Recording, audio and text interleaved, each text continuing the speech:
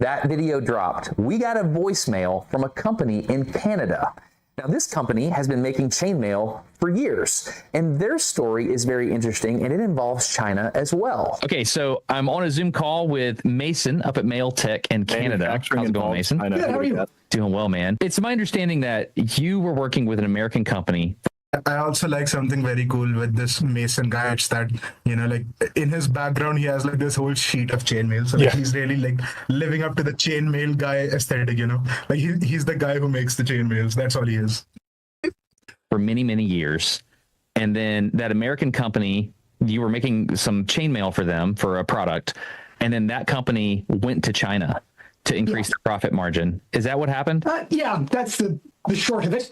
And it's certainly accurate. Yeah, we had built up with them from, a couple hundred units. And this is why we need Gazar in here, our resident Canadian. Bad. I don't. And he explains later how he's fine getting it from Canada and India, apparently. Just not China. I don't understand. He doesn't ever explain this in the video. He orders it from Canada, and all the product labels are in Hindu. Yeah, he's fine with India and India too. India and New India. Maybe he just likes Indians. That's why he's fine getting it from Canada.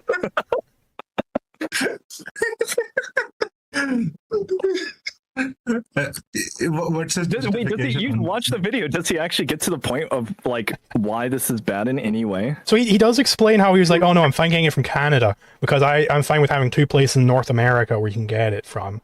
He doesn't explain why he's fine with that. And he says he likes the guys in Canada. He likes the guys he's working with there. But he never explains why he was initially fine with getting it from India. It's got to just be like he likes Indians. Say, hey, there's a bunch of Indians in Canada. I'll help them out. I don't get it. Okay, whatever. Just play it. Week or a month. I will say this guy is immune to getting backstabbed. In video games when you sneak up behind someone and you try and backstab, this guy's thought through that entirely. Instead of a green screen behind him, he's got fucking chainmail. Good luck, motherfucker. Chainmail. Good luck trying to stealth kill this guy. Yeah. To thousands and thousands a month, almost 10. And then one day they just decided it's the end of that. They went from ordering full on to ordering nothing in the space of a couple days. That's a big deal. That's a huge deal. It was one of the worst days I've had as a business owner for sure. Followed shortly by laying people off and all of that. I will add on to this. You're not entitled to anyone else's money, right? Presumably this other company went to China because they could be more productive in the Chinese markets, right? That's good. We want these other companies to be more value productive. So, you're not entitled to this other company's money just because you weren't able to produce as cheaply or as efficiently as the Chinese company was. That's complete nonsense. It's just this entitlement where it's like I deserve it because I didn't produce it. It's like, well, no, the Chinese company was able to step up to the challenges of the business world and producing things, and they did a better job. So I'm sorry that you lost out, man, but you're not entitled to anyone else's production. Yeah. Exactly. It's unfortunate for this guy and his employees that he lost out. But at the end of the day, if the Chinese company is just better at doing this, then they are better at doing this. And they deserve the money just as much as you do, perhaps more, because, I will say, force the company which was buying from you. Right? Mm-hmm. I will say there's a lot of things they could do to help out, US manufacturing or Canadian manufacturing. Yeah. They could get rid of IP. They could get rid of OSHA. They could get rid of all these crazy regulations. If they did that, then these companies would be able to be productive. If you got rid of all the unions and everything like that, then they could be productive with China. Do you know how China's so damn productive? Because a large part of it, they don't respect IP. They just don't care about IP. They have these special economic zones, which are very heavily deregulated. If you had those things, well, then these companies could stay in business a lot better. Yep. Yeah, I mean, I feel bad for these guys who are being crushed by all these regulations and whatnot. But fundamentally, it's better if the people who aren't being crushed by these regulations are free to produce, right? It's good if they're able to actually be value productive. And I hope truly that these industries, mail, tech industries, whatever this company is called, is able to probably escape all the IP that it's facing. But at the end of the day, they don't have an entitlement. Agreed. Alright, to trigger anarchy just for that, I'm going to count down 5 seconds before I press play. You don't tell me what to do. 5, 4, 3, 2, 1. Then I press play. That's what we're about here. We don't care about the speed run any longer. I'm sorry, Artificial Anarchy. I'm sorry. I'll press play. We were recovering from that, but we still were back to full strength when we were talking to you guys. The way you initially approached this, you said, hey, we can make chainmail from American wire. And that was appealing to us because at the time we couldn't get chainmail fast enough from the single American source that we had. And so your call was timed perfectly because it's my understanding not many people can make chainmail, right? Yeah, there's a handful of companies in the world. To the best of my knowledge, there's 3 in North America and only 2 that make the size. Well, I mean, I will say, at least welded mail, sure, that's a modern technology. The chainmail in general, it has been around since the Middle Ages. I don't think it's that, like, this is a difficulty thing, like nobody's figured out how to do it. I would suspect there's just not a giant market for chainmail. And, you know, if a smart everyday comes in and brings in this whole giant new market for chainmail, then, you know, maybe supply can meet the demand, right? But that doesn't happen by just kind of wishing that it already was there, wishing that there already was enough supply to supply this massive new product line based on chainmail. Well, there's not already going to be that supply there, so you're going to have to do these types of things. You're going to have to look for suppliers who can possibly fit you in, and then the market will adjust. The supply will grow. That's how it works. Yep. It doesn't work by just wishing that it already was there. That's not how it works. Exactly. If we believe hard enough, it'll appear. Trust me. Exactly. You know? So John and I made a decision. We said we're going to split up our orders and we are going to start buying chainmail from Canada. Now is the time when internet commenters will race to the comment section. That's me. He's talking to me. And say, oh, Destin's a hypocrite because he is okay with this chainmail being made in Canada, which is technically and India. And India, exactly. Canada's India for some reason, he's not okay with this knob being made in Costa Rica and Central America. By the way, that was the thing that I cut out of the video because it was just part of the big, here's how we manufacture these things section. But it's interesting. He does interesting stuff there. I do like this guy's channel. I watch it every now and then. He's got interesting videos on there, but it's not pertinent to what we're doing. Yeah. Which is also kind of North America, right? What is the difference in these two things? And why am I sleeping well at night knowing I'm doing this, but I didn't sleep well at night knowing that I was doing this? And the answer is, I know the people that are doing this. We've talked. I mean, he didn't know the people in India because he thought they were making it themselves. They were actually just drop shipping it. Yeah. That can't be the standard. What is the standard? I don't think he's being honest. What is the point of this video? I mean, the point of the video is to like kind of update his manufacturing processes and also try and critique capitalism, I think. But I'm waiting for the critique part though, as the title suggests. We're going to get more into that as it progresses. I have cut out a lot already though. I know the conditions under which they're working. I know they're not being exploited. In fact, big word, they're exploited. Oh my God. What do we know about exploitation? So this is a Marxian term. This is why we're all rolling our eyes here. Workers are not exploited. Okay, they're just not. If it's a voluntary interaction, there is no exploitation going on there. What does exploitation mean on Marxian terms? Based on their theory of the labor theory of value. Namely, there is surplus labor being extracted from the worker. That's where they think all of the value comes from. Some of that gets taken away and given to the capitalist. Right, and this is a factual description of what's going on. It's not a correct one. But it's a factual description, not a moral description. It just means surplus labor value is being extracted. That's all exploitation means. So Destin here needs to, or Dustin, I can't remember his name, he needs to be very clear with his terminology here. This is not a moral evaluation. Exploitation, that's not a moral evaluation. You're going to use these Marxian terms, you have to actually stick to what Marx is saying. If you don't want to use Marxian terms, if you don't want to be a Marxist, cut out your dialogue. Just cut out this whole exploitation line out of your dialogue entirely. You know, like I think what he actually means, because like on Marxist theory, as like you and Pratsman have very brilliantly pointed out, that exploitation doesn't mean anything. It's simply like, you know, as he says, like, why is he able to sleep better at night? because workers are not exploited in Canada. That's also not true. According to Marx, any trade is an exploitation. So workers are also being exploited in Canada. It doesn't matter if they're paid better or worse. Like exploitation, according to Marx, is there in every, employee-employer relationship. So that is false. It's like one worker is exploited, another is not. No. By the virtue of there being this trade, like Marx does posit that these people are exploited. I think what then he actually means is not that. He's probably using those words because he heard it and absorbed it through the culture.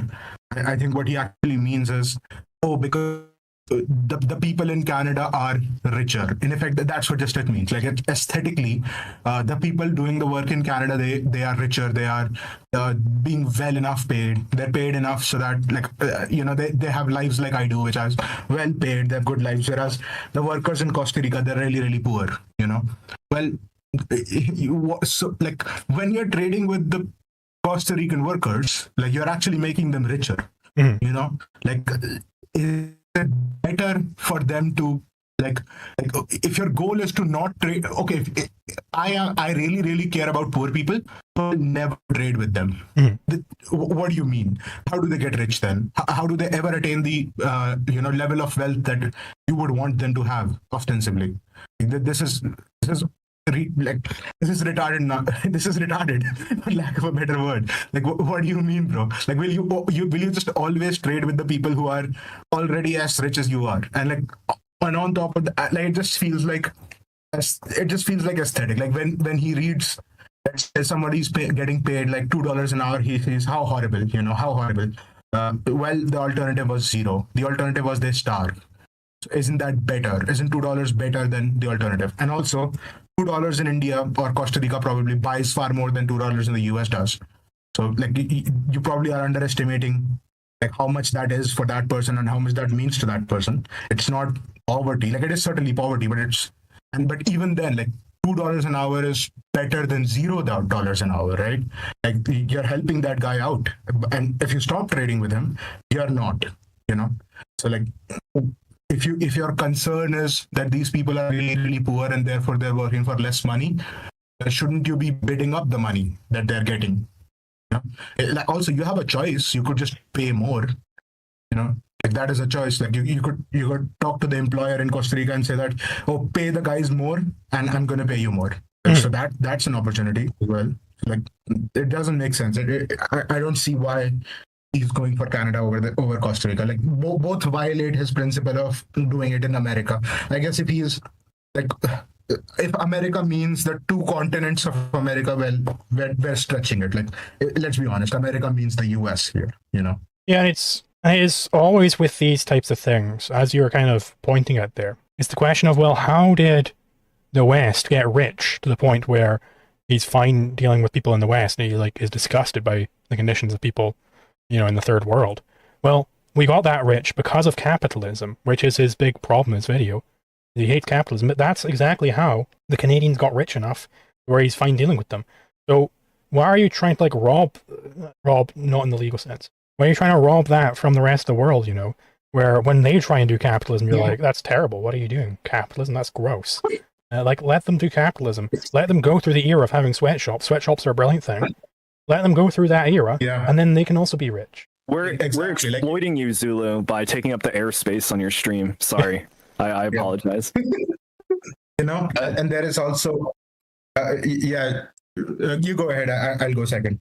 Oh, okay. I was just going to say, I said something similar to this before, but the default state of nature, it's poverty. And when someone grapples themselves out of poverty and finally builds up enough capital of their own to start a business and start producing a surplus that isn't just, all the goods they need to survive, and then they offer someone else a job, that's the best possible thing they can do. The alternative to them, even if this job is only paying them like 1 cent every hour, the alternative is nothing, right? So even if you have these sweatshop workers where, they're literally getting paid like $1 every week or something like that. Well, the alternative is $0 and they starve to death because these people, these sweatshop owners, they were able to grapple themselves out of poverty in an area where almost no one else had been able to do that. And now they're essentially sharing the wealth that they've created. And you don't create more wealth by just stealing from these sweatshop owners and essentially they've pulled themselves up and then you start stamping them back down. You create more wealth for everybody by allowing them to keep extending these olive branches to workers and creating, being more productive and being more value productive. That's how you create more wealth, aka by doing capitalism. Exactly. No. The alternative. There's another alternative, but you already mentioned it. I was either producing or being in nothing. I could steal from you, and that seems to be what a lot of people's conclusion is on this for some reason. Yeah. And like two things that I would want to say. One thing is like, it's really funny. Like in effect, what his proposal is that I will not trade with you if you're poor. Like get rich first, then I'll trade with you. And how do you get rich without trading? You don't. So like his proposal is that all the poor people of the world stay poor.